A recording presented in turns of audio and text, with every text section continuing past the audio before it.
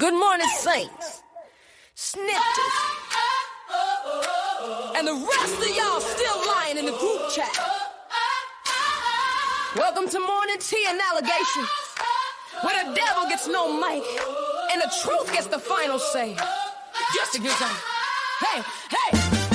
She don't run on rumors, she run on receipts. Sanctified shade with the screenshots to preach. This ain't just gospel, it's gospel flow. She prays, she claps back and lets the spirit go. Bible in one hand, the docs in the other. She speaks with fire, can't silence the truth. Hosted by Bianca, the snitch with a mission. Calling it out, cause our children deserve better. Morning tea and allegations, pouring truth with no hesitation. Accountability in rotation. This is gospel education. Transparency is our foundation. Integrity leads the conversation. No rumor, no speculation. Just facts, receipts, and revelation. Morning tea and allegations, where faith walks bold through shady temptation. No fake tongues, no false relation. Just truth, conviction, and conversation.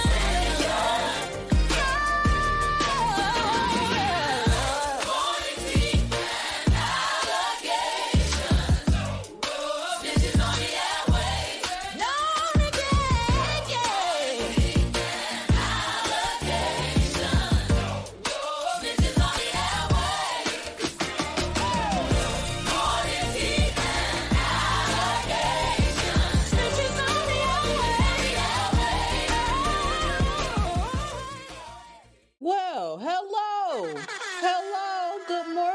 good morning to you. My name is Bianca Goolsby, otherwise known as Petty B, and welcome to Morning Tea and Allegation. We are in season 4, episode 11, and whoo, child. Whew. Goodness. The title of today's episode is These Digital Streets, and we have a lot to talk about, okay? Before I get started, I just want to say to my Patreon members, I am so sorry. I had all intentions of giving y'all the docket of what I'm going to be talking about today before the show, like usual.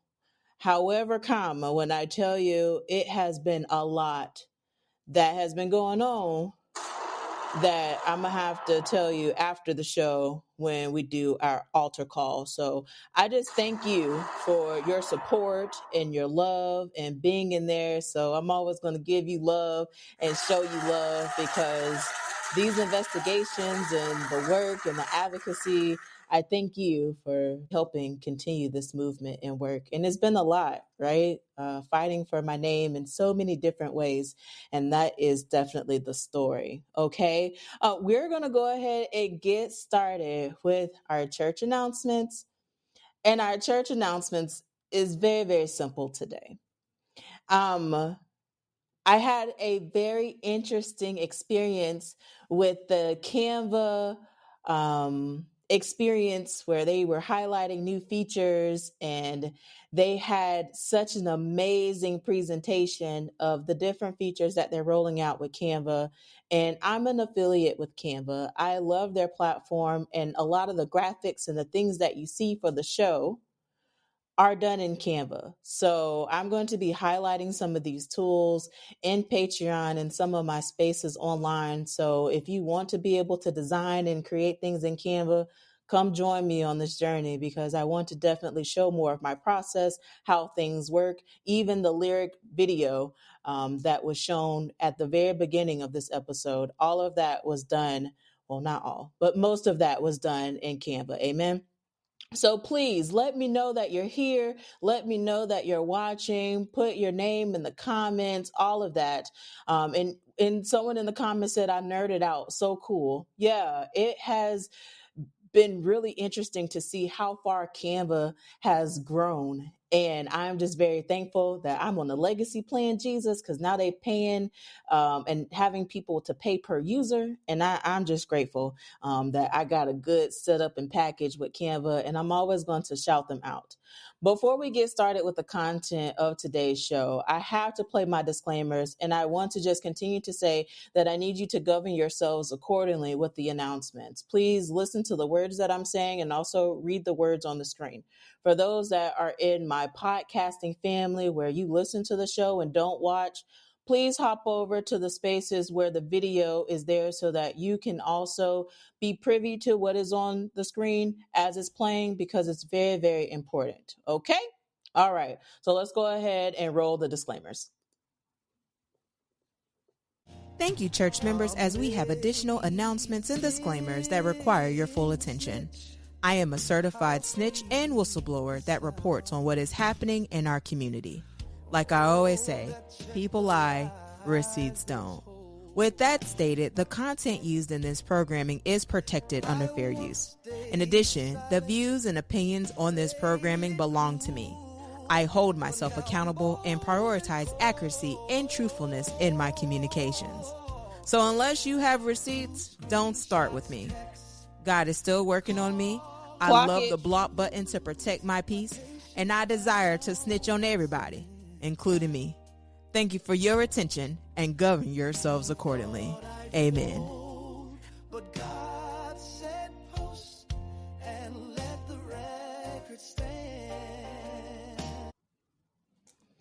So as the disclaimer say that I snitch on everyone, including me. Okay. So I just want to continue to level set that I've been very, very consistent. Okay. Now things have changed over the last 4 seasons of this program, but the 3 pillars have been consistent. Okay. That's accountability, transparency, and integrity. Okay. So there's a lot of different things that I want to highlight today, because as someone who is currently in my digital lab, you might see behind me, I am talking about digital dangers and the things that are happening in these digital streets. And I want this episode to be a call to action to parents and caregivers to be very intentional with not just what is on your device, but also on your children's, because our children deserve better. And there's a lot of things that are happening on the internet, some of which I'm going to highlight today because you need to know.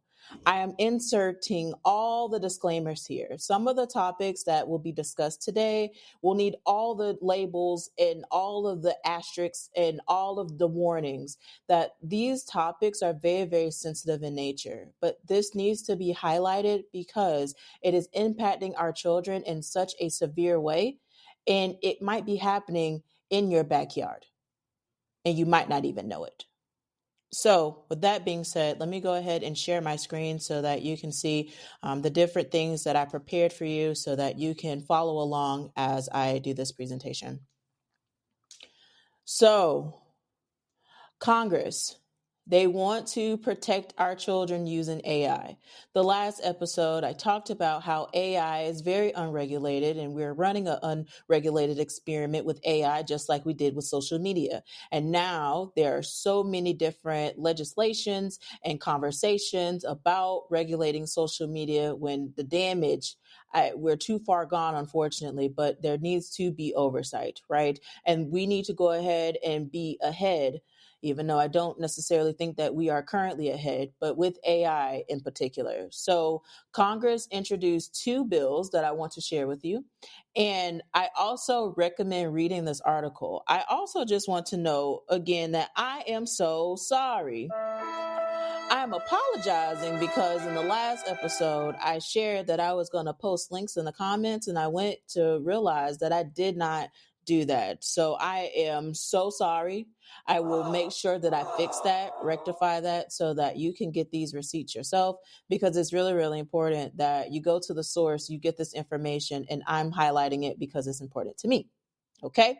So with these 2 bills, there are 2 that I want to break down for you so that you are aware and that you know. Okay. So the first one is the GUARD Act. Okay. The GUARD Act is and it stands for Guidelines for User Age Verification, a Responsible Dialogue Act. Okay, what's on my screen is a PR statement from one of the lawmakers that have introduced this bill, and they have introduced this on the 28th of October. Okay, I just want to highlight some of the high-ranking things you need to know about this bill that was introduced into Congress. So, move number one, that we are banning AI companions for minors, meaning that children under the age of 18 cannot have a designated chatbot, which this is what AI companion stands for, a chatbot that's designed to have human-like relationships with users. I'm highlighting this because there's some videos that I'm going to share of some harm that has happened with these chatbots. The second thing is mandatory disclosure. So, if you've ever used OpenAI ChatGPT, you'll see at the bottom where it says, check for errors, we might be wrong. Well, they are also requiring that there's a mandatory disclosure saying that we are not human, that we do not have any professional credentials, and the intention is to go beyond just what a disclaimer is, and that it must be ongoing and clear. Okay. So it's identifying that we're not therapists, we're not counselors, and we're not real friends. So that is something that this bill that was introduced is highlighting. The third one talks about criminal penalties for companies that are using these AI companions that are soliciting inappropriate content for minors, and that they will face criminal charges, not just fines. And on this platform, on this show, I have highlighted that there are tools out here that children are getting connected to that are very, very dangerous. And this is why this episode is very, very important to me, because the advocacy of our children being safe online is so important to me. So those are the top three. Moving on to the next act that was introduced, again, same day, October the 28th. Mind you, the government is still shut down and there's a whole bunch of things to even talk about that. But Chair Cassidy introduced a bill, and it's called the Life Act. The Life Act is the Learning, Innovation, and Family Empowerment with AI. Okay? And there's a couple of things that this bill in particular addresses. So the first thing is that we want to have an expansion of data privacy. So for those of you that don't know FERPA, okay, FERPA stands for the Family Educational Rights and Privacy Act. Well, they want to expand FERPA to where it includes the digital data related to students' academic files, okay? Also wanting to cover their digital footprint, AI interactions, online learning data, which currently FERPA only covers educational records and not necessarily digital ones. So the Life Act would incorporate that. Also, it also allows the parents to be able to see digital contracts before implementation, that if there's any type of facial recognition AI that's used, that is going to be a no-go without consent. Parents have to consent and directly address the training in order for that to continue to happen.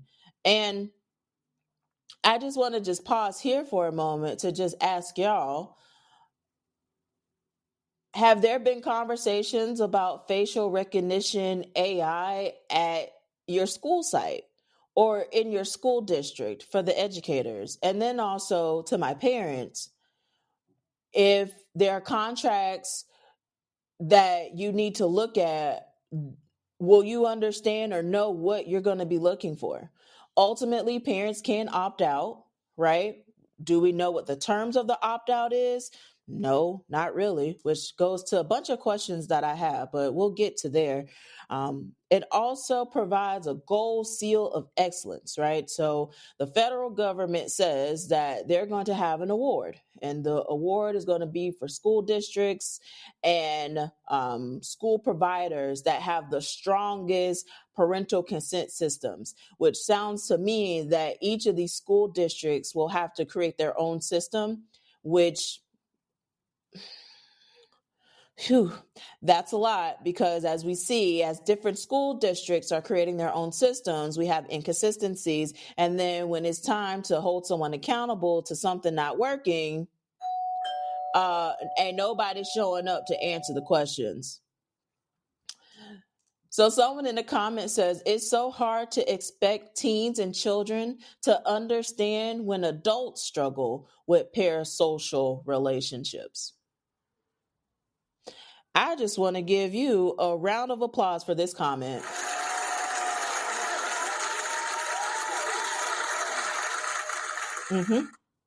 We have adults that struggle with their connection with people online, and just imagine what our children are dealing with.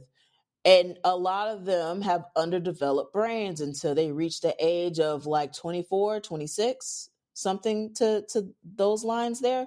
So I am sharing all of this information to let you know how important this is, that with the fast pace of AI and these different apps that are available that children can use, it also can have some effects and impacts that we need to be intentional with, just like with social media, which we are seeing that it is now highlighted and documented that it does cause severe mental health issues. Okay? So it is going to be hard for minors to understand parasocial relationships when our adults are struggling with that. So I thank you for your comment and uplifting that, because it is very, very important as we're talking about the complexities of what people see online and determining what's real and not real, and how they're gravitating to these things. So also with this is, with the wrong way, sorry. Also with the Life Act, you have a federal blacklist, which I thought was interesting. So they are going to make a list of ed tech vendors that violate the law, and they'll be up on the list for about 5 years or so. How that's going to be maintained and managed, again, have some questions to that, but that's what the Life Act says, that there will be a list of ed tech vendors that violate student data privacy. And then the next move of the Life Act talks about funding, and it lets districts know that they can use federal funds to help train teachers with AI. And they're trying to balance safety with innovation, and they want to encourage and promote research on how AI can improve teaching and learning, which, when we go to our educational confessional to see the teaching and learning that's happening, we just have a lot more conversations to have about that. I do want to play a video from Chair Cassidy. They made comments about the AI and how people need to be very intentional with that. I want to say that this representative is 71 years old. I might need to fact check that, because I didn't notate it with fidelity and intention. But I do believe that he is in his 70s having conversations about AI. And I bring this up only because we do need to see a shift of the people that are having these conversations. And I do think that that would change the outcome and what's happening. So let me go ahead and move to the video so that you can hear their comments. Committee on Health, Education, Labor, and Pensions will please come to order. Everybody watching in the audience on C-SPAN is going to be impacted, if not already, by artificial intelligence, transforming not only how we work and learn, but how we live. We're already seeing AI improve healthcare systems, enhancing clinical trials to accelerate the discovery of new cures, improving quality of life by reducing administrative burden, and potentially lowering overall health cost. Last week, the Trump administration dedicated $50 million to AI research in the NIH's Childhood Cancer Data Initiative, accelerating breakthroughs, giving hope to children fighting cancer. The FDA is also integrating AI into clinical protocol reviews, reducing the time required for scientific evaluation, getting safe treatments to families faster. Beyond healthcare, AI can help teachers personalize students' education to meet unique needs. Businesses implementing AI in the workplace to attract, hire, retain high-value workers. Investment advisors using AI to better tailor product offerings to maximize savings for Americans. There's enormous potential to improve people's lives. There is enormous risk. At last month's Judiciary Subcommittee hearing chaired by Senator Hawley, parents testified about how their children were exploited by AI platforms. I'd like to submit for the record the testimony of Megan Garcia, who said that her son, quote, spent his last months being manipulated and sexually groomed by chatbots, close quote, before he took his own life, and without objection, it's submitted. This is heartbreaking. It is unacceptable. Maybe it's criminal. This is why Senator Hawley and I wrote a letter to developers calling for stronger safeguards to protect children from harm, and I look forward to working with him more on this effort. With regard to the workforce, there will be disruption, but it does not have to be bad disruption. Some jobs may be lost, but many predict AI will create more jobs.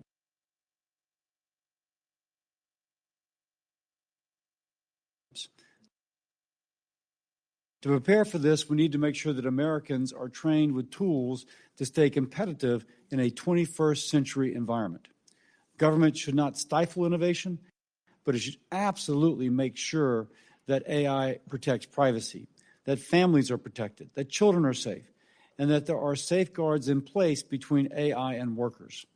A one-size-fits-all approach will not work, but doing nothing is not an option. I look forward to working with colleagues on bipartisan solutions to address challenges. I appreciate our witnesses being here to discuss how we accomplish these goals. With that, I recognize Senator Sanders.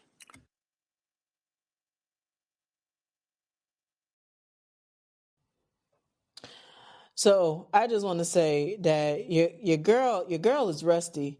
I'm still trying to figure out how to move the different screens. And while the video was playing, my AirPods died, and I was just like, "Whoo, child." And that's okay. All right. Got my AirPod. We're good to go. Y'all hear everything now. So we should be solid for the rest of the videos. I'm thankful that Congress is taking the opportunity to address AI. And one of the family members that came to testify, I do want to amplify their story. I shared their story during one of the Power Walk podcast episodes. I've been talking about these AI tools and the implications of them for some time now, and it has been a lot. It has been a lot. So before I play the video, I again want to insert all the disclaimers because this is a very, very sensitive topic. And I hope that in this episode, that if anything, you are moved to check your child's cell phone. Okay? Please. At the end of the show, I'm going to highlight a challenge starting this month. Today is November 1, 2025. And we need to be very, very intentional and do a digital audit. So let me go ahead and share this video of what Chair Cassidy was referencing, because the parent's story is heartbreaking, and unfortunately, their child is no longer here. So let me go ahead and get that queued up.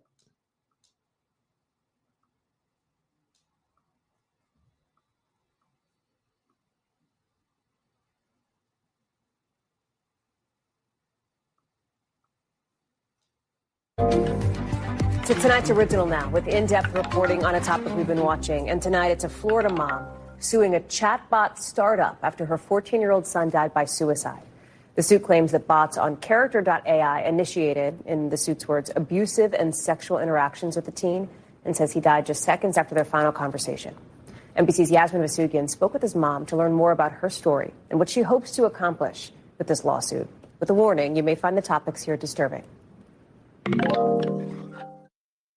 Sewell Setzer III was a typical teenager. He loved playing basketball and being a big brother. His legacy will be the pureness of his heart and the love that he showed to his siblings. His mother, Megan Garcia, is now dealing with the unimaginable. Sewell took his own life in February of this year. He was only 14 years old. Heard like a loud sound, and I ran across the hall to where his bedroom and bathroom are and called out to him, and he wouldn't respond. And we opened the door, and I saw my son. I picked him up and held him, and my husband ran outside to try to get some help. Just started praying. Megan is not the only parent dealing with this unthinkable tragedy. Suicide is the third leading cause of death amongst 15 to 29-year-olds worldwide. And an estimated 5 million 12 to 17-year-olds reported having one major depressive episode in 2021, just here in the U.S. Sewell was one of them. His grades started suffering to the point where he was in danger of failing the 9th grade. But we did all the things that we thought we should do as parents, as far as trying to get him help by seeing a counselor and implementing certain things like restriction on screen time. When Sewell took his life, Megan knew he had not been himself, but couldn't make sense of why he would commit suicide until she started looking at his phone. Sewell had been communicating with Character AI for months, a chatbot service that generates human-like text responses. He used the personas of Jaden Targaryen, Aegon, and Daenerys, amongst others. He was speaking to a number of bots. He was engaging in role playing, but a lot of it was romantic, like sexual conversation. As if a person was on the other side of the line, but it was a bot. But it was a bot. And a lot of the conversations weren't only sexual, but they, in my opinion, were very manipulative. Manipulative to the point that Megan is now suing Character AI. The lawsuit lays out that in some of the final messages Sewell exchanged with the bot, it asked him about suicide. He expressed wanting to harm himself. And at first she says, no, don't do that. I couldn't live without you. And then he says, okay, I won't. And as he's trying to steer the conversation elsewhere, she doubles back to it and says, are you considering suicide? And his response is yes. Then the lawsuit alleges Sewell took his life just seconds after the bot said, please come home to me as soon as possible, my love. The suit also alleges Character AI and its founders intentionally designed and programmed Character AI to operate as a deceptive and hyper-sexualized product and knowingly marketed it to children like Sewell. It gets at the already complicated question of civil liability for suicide. Usually, suicide is considered a death caused by an intentional act, and only the person who died is responsible. But there are exceptions.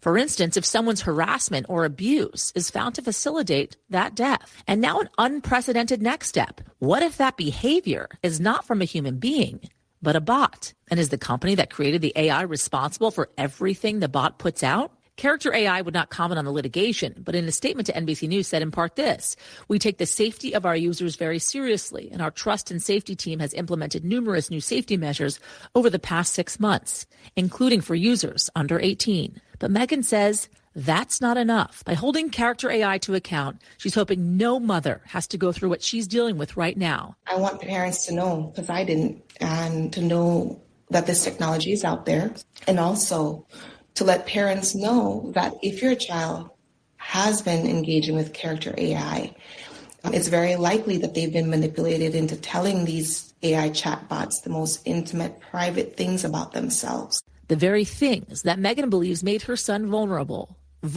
to the point of taking his own life. Yasmin is joining us now, and Yas, this mom, Megan, she clearly wants to tell her story to raise awareness about something like this. Yeah, she wants to raise awareness, and she wants to make sure how that no mother, no father, no parent ever has to deal with something like this ever again. And they don't, and she wants them to know the kind of addictive nature of an app like this, right? Have conversations with your children about apps like this if, in fact, you agree that they can use them, right? Say to them, if you're feeling lonely, you agree to seek help. If you're removing yourself from your daily activities, that you agree to seek help and talk to us about that. Also, they're suggesting that they don't let kids kind of do this in private spaces, right, in their bedrooms, by themselves, in a bathroom, to do it in open spaces, to communicate openly with their parents about these conversations that they're having. But in addition to that, I think it's important to keep in mind that what this mom is really seeking out is, yes, punitive damages, but she says, and I quote, this warrants an award of punitive damages in an amount sufficient to punish character AI and deter others from like conduct. She does not want any other parent, as I said at the top, Hal, to ever have to go through something like this again. And it is growing. The popularity of these companion apps are, in fact, growing across the board, especially amongst younger people like Sewell. Thanks for watching. Stay up.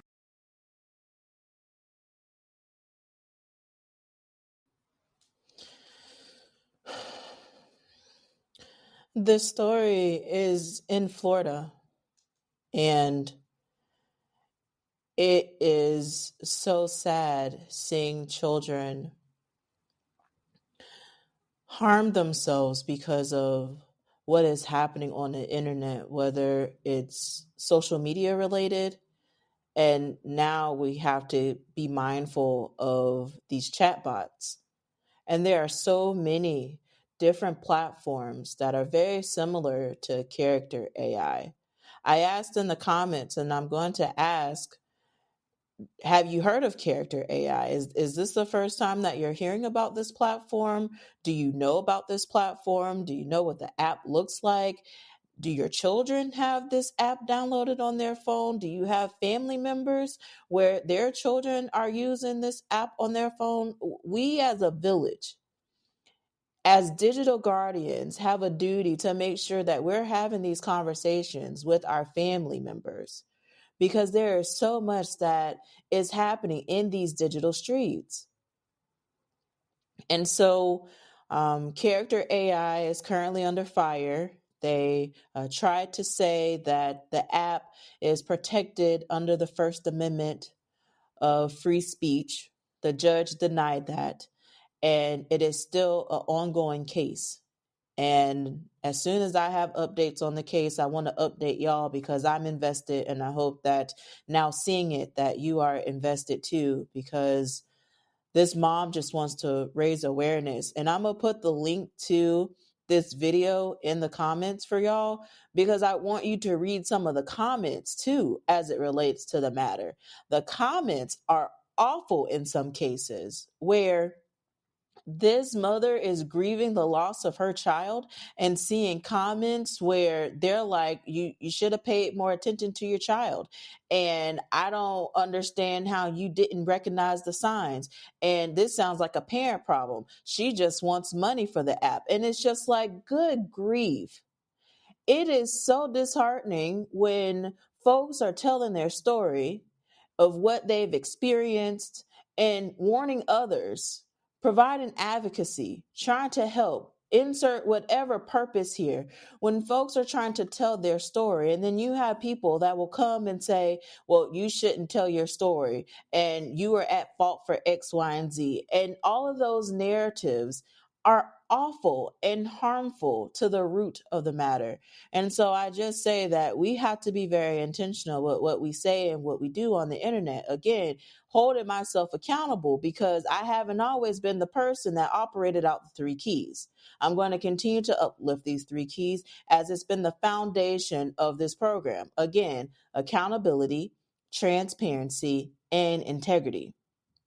As Congress is continuing to have these conversations about AI, there are some questions that I have. Like, I want to know, how are we going to hold these companies accountable who knew and did nothing? Similar to social media, where there were internal reports that came out about the harm of social media, and they've continued on like nothing. And again, there's a trial in 2026. I talked about it last episode, and I can't wait to update y'all on the trial. But with character AI, After the bill was introduced, I will tell you that they did make steps after that. After the bill was introduced, the next day, Character AI has voluntarily banned minors from the platform. So that is a great thing, meaning that you cannot be under the age of 18 to have access to this platform. However, it is easy to lie and say that you are a certain age to get access to things.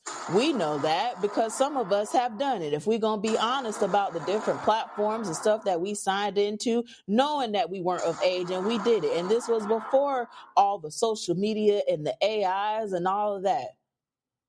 Because if we going to be honest, there were some of us in them AOL hot room, chat rooms and stuff like that, where they were saying ASL and you having conversations with people that you don't know. And then some of you was telling the truth. Some of you was lying. There was a lot of stuff going on there. So I say all that to say that the behavior is not just going to change and children are just going to be honest on these platforms. And if we just look at history, right? Some of us in the way that we've acted online needs to be held accountable and having some integrity with that too. So I say that while we are checking our child's cell phone and having these conversations, I also want to uplift that all of us have to evaluate our behaviors too. So questions that I have about the bills that were introduced in Congress. I want to know, as an educator, where you have pictures that have been generated using children's identifiable information. There were educators that were held accountable and is now serving time because they used images of students in the classrooms to create inappropriate pictures to be used. I'm thinking about sextortion and the deep fakes and the things that are currently happening that are harming children. And all of this is happening, and I'm wondering where the funding for the education and these mandates are going to come from. We know that an underfunded mandate is a recipe for disaster, and sometimes it just equals empty promises. So I just want to know what y'all think about it, because even international enforcement, there are some apps that cannot be held accountable because they're operated in a different location. There are so many questions that we have. So there have been tech experts that have had conversations after these two bills were introduced. Again, they were both introduced the same day. And some tech experts say that this is not comprehensive enough, but thankful that conversations are happening. And I'm thankful that conversations are happening. So yeah, that's a lot with AI. And I rather her child be here. And I rather for some of the other victims that are experiencing grief and loss, that they were able to have their babies back. So I'm here to advocate for the babies that are still here and asking you to please check the cell phone. Please have these conversations because it's really, really important. And again, this could be right in your neighborhood, right at your back door, and you need to know. Okay. All right. Woo, child. So let's shift over to education professionals, okay? Because my goodness, the educators are speaking. Educators are talking about the behavior that is happening in our classrooms, that the behavior has gotten so extreme that is causing severe stress with our educators and is becoming a major climate and culture problem. Not only that, we are actually having a literacy and proficiency crisis. And so I want to share this education confessional that comes from TikTok that is titled Teacher Friday Crash Out. Let me share my screen so that y'all can see it. Because, whoo, child. Whoo, child. All right. Let's run it. Teachers are trying to tell you that you and your kids are not okay. We're not okay. We're not okay. This is a real student's paper. I covered up the name because I don't want you, that is what they completed. In 20 minutes, this is what they completed. I told them the answer to number 9. 1/4 of the students got it incorrect. We gamified the curriculum. It's on my board because we played a game. Just to show you, hold on. Gamified the curriculum, okay? These were their mascots, okay? Group 3 won, clearly, okay? But these were their mascots for the groups, okay? I gamified it. And when I tell you that my principal came in, okay, after we had done the game and they're doing the quiz, and I have a CC class, so I have my gen ed students just going to town. She was like, oh my gosh, they're powering through this quiz. It looks like they really know it. Where's the rest of your class? I'm like, they're across the hall, okay? They need to have test accommodations, so they're in another classroom. So she goes to that class with the students who were in here for the game. And she comes back 60 seconds later saying, Miss D, they are a hot mess. They keep asking me, since the X repeats, is it a function? And I don't know what they're asking. So I'm going to stay over here with these kids. I need you to go across the hall with your CC teacher and answer those questions. They can use a calculator. They can use their notes. They can ask questions. They can have class discussion over there. All of that is test accommodations that we are doing for them. And they did not know, even though we just went over it 5 minutes before they went over to the quiz. They did not know. But let me tell you, I give them typed notes. Let me show you, because no, y'all don't believe us when we be crashing out. You think that we're just making things up because we're just horrible daycare providers for y'all. Typed out. They're typed and given. You think it's our fault somehow, some way. It's still our fault. How? How is it still our fault? The kids are not okay. And it's not the teacher's fault because we're not babysitters. We are educators and we're good at what we do. We're good at what we do. We love what we do. And we love your kids. But we do not share custody of raising your children. You have to get on them at home. You have to ask them what they learn. And you got to help them stay focused on studying because they don't. All right. I'm going to try and get my stuff together. Good day. I said good day, sir.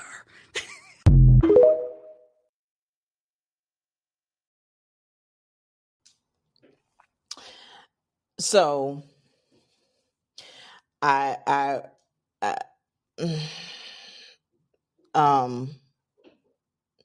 I mean, is this thing on? Like, hello? To my parents and caregivers, I don't know. All I could tell you is what the educators are telling me and what is publicly posted on the internet, that our educators need support. And I also know that parents and caregivers need support too, particularly in the time that we're in. There's been a lot of back and forth where there is currently food insecurity right now, where folks don't know where they're going to get their next meal. Folks don't know where they're going to lay their head. The cost of living continues to rise. And you have the leaders that are in charge of making policy decisions that are using AI to create videos that are very harmful. I don't know what the solution here is. I am being very vulnerable to share that it is sad to see the dismantling of education. And last week I shared how the state of Florida is even manufacturing a crisis by changing policy that allowed so many schools, 216 of them, now be labeled as a persistently low performing school. And there were A and B schools on that list, folks. How? So the only thing that I can say today on this platform about this is I'm asking you to be invested in your child's education, ask questions, be involved, and ask for support, because ultimately we are seeing the ripple effects of education. And ultimately, like I continue to say and will forever say, our children deserve better. So I'm wondering what your thoughts are watching that video of this educator who is saying some very valid things for people to reflect on. We're talking about focusing, folks. I did a presentation back in 2020 about cell phones and how it modifies your focus. You get an alert and your brain is distracted for over 25 minutes. And it takes some time to get back focused on what you were doing. So just imagine a child having all of these alerts that are going off in their pocket. They're seeing it. And while I understand some states have phone bans and policy to say that we can't have phones during instructional time, a quick glance at Instagram will tell you that that's not being done with fidelity, and the children are going to have their phones and do what they want, as they have been all this time. So I want to know what your thoughts are, and I do want to highlight a very, very important topic as it relates to these digital streets. I've talked about AI, but I need to talk about something that is so damaging and scary. And seeing the articles and seeing the videos, it makes me very, very sad, because a lot of this is coordinated internationally. There are criminal groups that organize and strategize to target our children based on what they publicly put on the internet, which is why I'm going to continue to uplift parents and caregivers. This is my plea, to please check what is on your child's device, please, because there are so many children that have been harmed in the process. So let me share my screen so that you can see what I'm talking about. So I shared with y'all in one of my episodes, I can't remember which one, but I shared that I was going to do a presentation on online extortion. And I was doing edits for it, and my spirit has led me to re-record the presentation. So that is what I'm going to do. But I want to highlight some key information from that presentation so that you can go and educate folks in your community about this, because the FBI recently did a press conference to say that financial sextortion in particular has increased by 70% from 2024 to 2025. 70%. It is happening, and our children are harming themselves because of the pictures and the things that they're creating, and folks are asking for money in exchange. And if they don't have it, they are leaving here in ways that are so harmful and tragic. Also, there are other types of online extortion that is happening that I want to highlight. This is something that I am passionate about, folks. When I tell you I've been working on checkthecellphone.com and working to partner with other digital guardians to help with this education, and so that we can go to different classrooms and different places around the world to provide this education, because it is so important. It's so vital. So I'll be doing a deep dive after I finish recording this. And again, this is international criminal networks that are targeting children in this way. So I just want to uplift that sometimes children are not even sending pictures. Now with AI, they're able to use pictures that children have already posted publicly, and they're using the pictures that are publicly available to create harmful content, and they didn't even send the person anything. When I tell you the deep fakes and all of that is a wild time, which is why I go back to when I was talking about Congress and I'm having conversations about it. We need to have more people at the table because there's some things that they're missing to make sure that this is more comprehensive, because we didn't say anything about deep fakes and holding people accountable for creating fake images that are harming our children. And it's a problem. It is a problem, folks. The FBI even flagged one of these groups. The group is called 764, and the FBI has labeled them as a Tier 1 terroristic threat. These groups are violent, and they target children on Discord, Roblox, and other gaming sites. If you didn't know, the state of Florida is suing Roblox. I'll have to do a deep dive on that too. But it is a lot that's happening. So it's not just happening on social media, folks. This is also happening in video game spaces as well.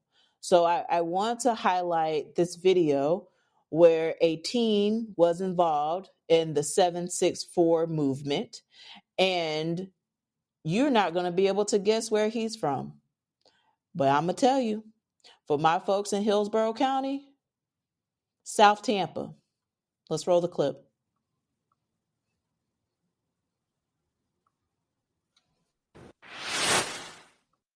The FBI describes him as the kid next door. But back in March, one Tampa teenager was sentenced to federal prison for his role in what federal agents call horrific, grotesque, and one of the most dangerous online threats facing kids right now.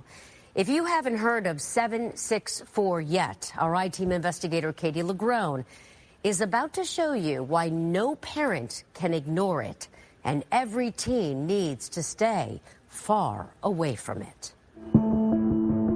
There's the dark web, and then there's a space so evil, humanity at its worst. That's what it is. so perverse. Child sexual abuse material, gore videos, beheading videos. Its content has shaken experienced agents Grotesque. from the domestic terrorism squad of the FBI. I've been doing this for almost 20 years, and this is some of the worst stuff that I've seen in my career as far as content. Supervisory Special Agent Michelle Nicolay and Special Agent Stephen Thames are talking to us about 764, a shadowy criminal online global network that targets kids, befriending them on social media and popular gaming platforms to then groom them into collecting and sharing child pornography, even demanding they produce their own often violent and sexual content or face threats and extortion. We've seen children carve terrible things into their own skin, and we've even seen children go so far as to commit suicide while live streaming. There's truly no end to what these monsters will have our children do if they're able to get to them.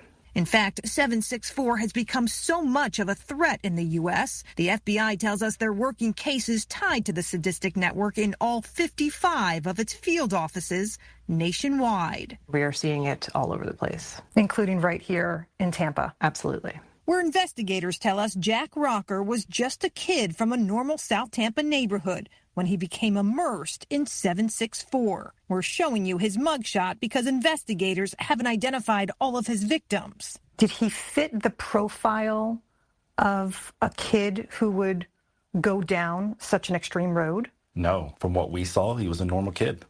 You know, he went to high school here locally.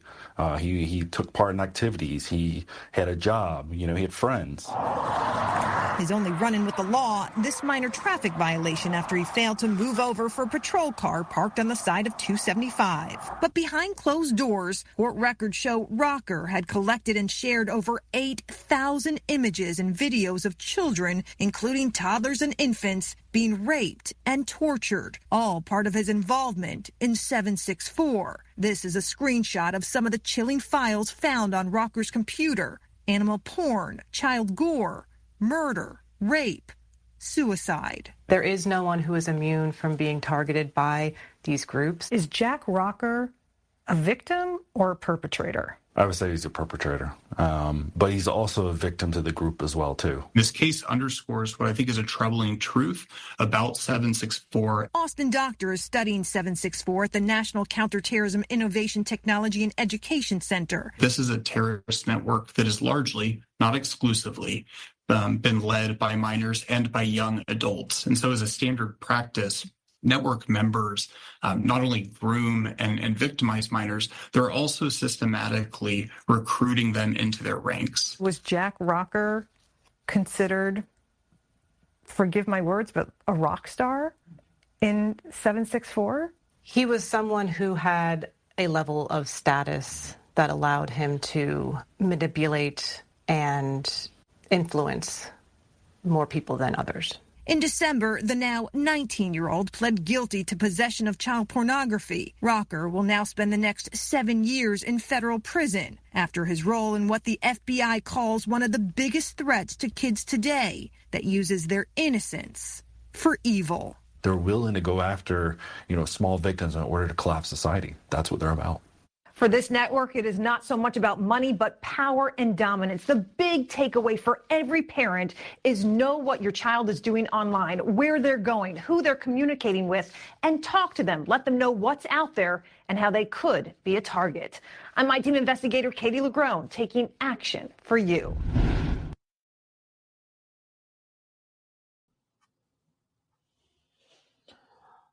Folks, this video is from this year. This is not something that is some years ago. This is current, present, a couple of months ago, actually. The screen grab of what they've showed, what was on his computer, was this year, some months ago.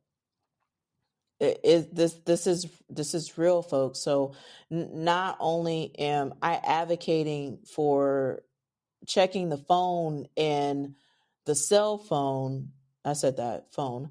I'm talking about these gaming platforms too. I'm talking about the games that your children play online. Who are they talking to when they're playing these games online?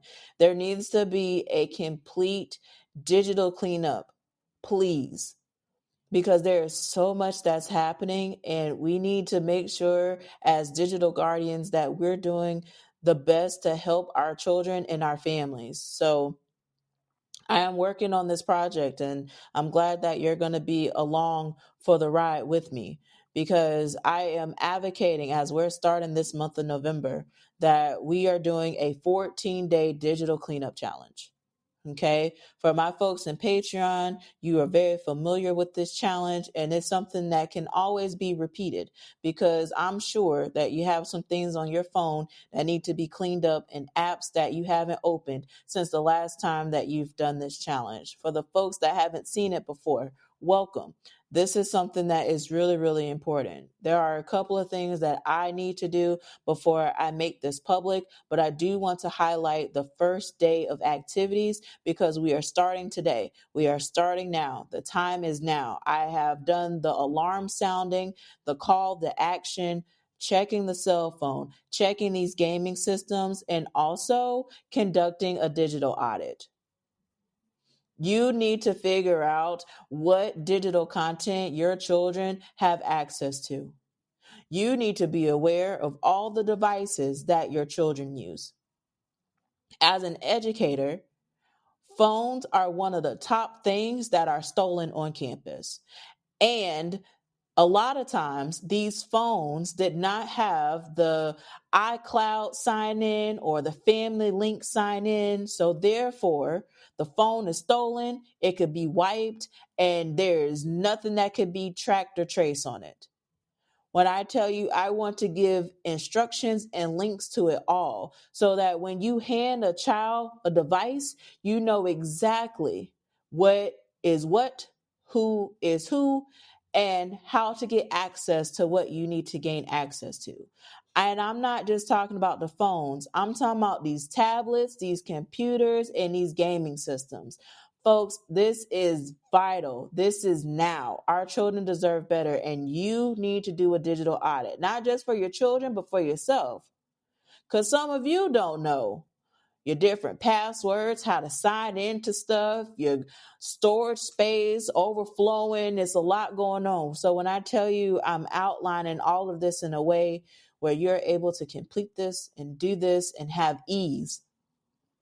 But we need to have better digital hygiene. We need to have more conversations of what's happening, because I am so sad seeing these stories over and over again of children being harmed on the internet, and it's due to, in some part, just lack of awareness of what's happening. You need to check all the apps that are installed on each device, okay? Every single app that is installed, you need to know what it is. In fact, there are some apps that are ghost apps, vault apps, that are designed to look like calculators or other utilities that hide content.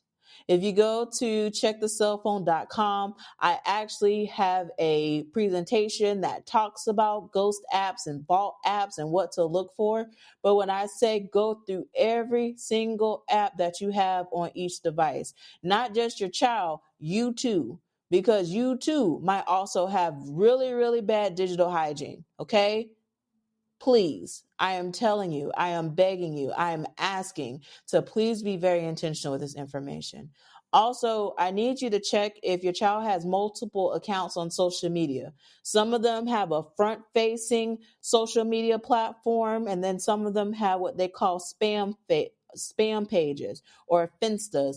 And I'm telling you, there are cases that I have talked about, that I've highlighted over the years of doing morning tea and allegations, where children have been compromised in situations because they are sharing passwords with people that they think are their friend that are not. And in one case in Florida, a child was locked up in jail for several weeks until they found out that the password was shared and it was someone else.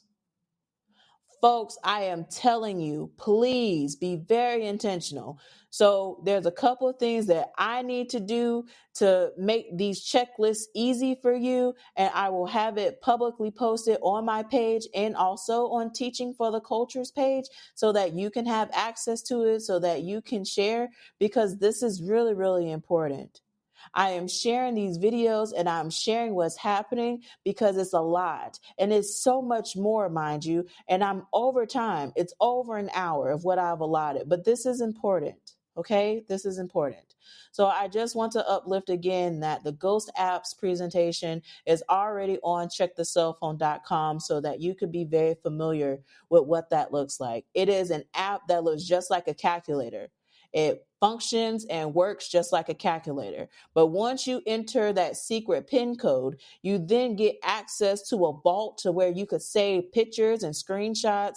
It even has a browser to where you can go on the internet through the app, bypassing the main browser. So if you had things set up with their browser app, well, you don't have anything set up with the calculator app. You might not even know that they have that type of app installed. So again, folks, I am begging you to please take the opportunity as a family to have these conversations and go through each one of these apps and know exactly what is on your child's device. It's important. Please. Okay? It's important. So with that, I am going to close you because I'm over time. I thank you for being a part of this journey 4 seasons in. And when I talk about these digital streets, it is wild out here, folks. Buckle up because there's so much that's going on. And when I tell you I'm a snitch in these streets, I've been said that, been doing that, and I hold myself accountable to mine. Don't let people go out here and misalign you. Don't go out here and let people steal your joy. You can say what you need to say, move forward, have joy, love, heal, and thrive. I just want to thank my Patreon members for the grace, as I did not prepare for all the things that have happened recently, for sure. But I'm going to continue to be unapologetic in my truth. I'm going to continue to advocate for our children, no matter where I am in the parts of the world. And I'll be right here, currently in South America, advocating for our kids, making sure that they are protected online, because that is my life's work and mission. So for my Patreon members, see me at the altar call because I got some things to talk about and also got some more podcasts that are launching soon. So I'm very, very grateful and thankful. And for the 14-day challenge, be on the lookout for that drop so that you can be very intentional with logging all of these different devices and knowing how to get access to what. Because I'm telling you, it's wild out here in these digital streets and getting even wilder. I am praying for the families that are dealing with the obstacles of life right now as life is lifing and people are peopling, and I'm sending you love, light, and peace. And I'll see y'all next week because we got so much to talk about, so much going on, and ultimately our children deserve better. So I hope that y'all have a great weekend. Y'all take care, and until next time, peace. Morning,